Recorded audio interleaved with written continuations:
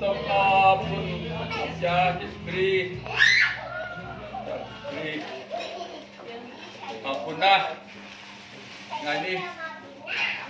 ចង់រៀនប្រើតែពាក្យបរៀនអីព្រមមិនមែនជាគ្រូរៀនចង់ចែករំលែកពីការហាត់ប្រាណព្រោះវាអង្គចាស់គ្រីត្រង់បណ្ដាលឲ្យបានចិត្តហាត់ប្រាណដើម្បីឲ្យកលៀននេះបានរស់កលៀនយើងអមមិនបានកែដល់វិញយើងបកែឬទៅបកែថែមទៀតហើយក៏កលៀននោះគឺស្លាប់ហើយកែទៅខ្ញុំអត់បាននិយាយពេកតែមុននឹងធ្វើសម្រាប់ហាត់ប្រាណនេះសូមជម្រាបសួរបាទក្នុងពេលសុខាភិបាលផងហើយក៏មានធ្វើទៅប៉ុស្តិ៍ក៏ម្ដងការហាត់ប្រាណនេះមិនស្របច្បាប់សុខភាពដើម្បីនោះសូមឯកឧត្តមឲ្យ YouTube បាត់ចោលបើថាយ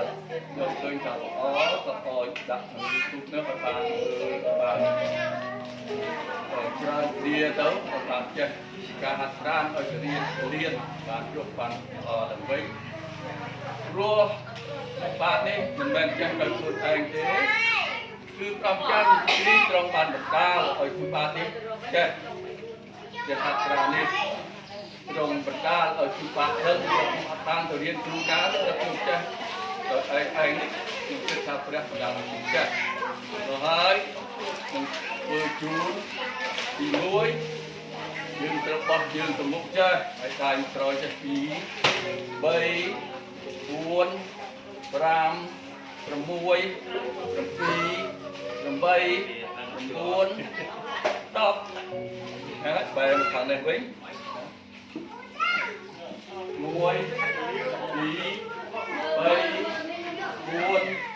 5 6 7 8 9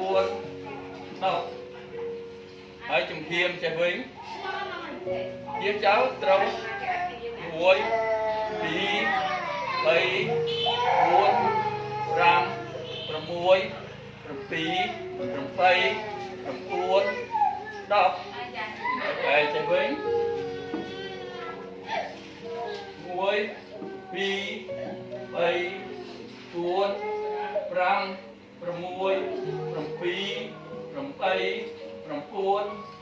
10ហើយឡប់ក្រោយវិញទៀត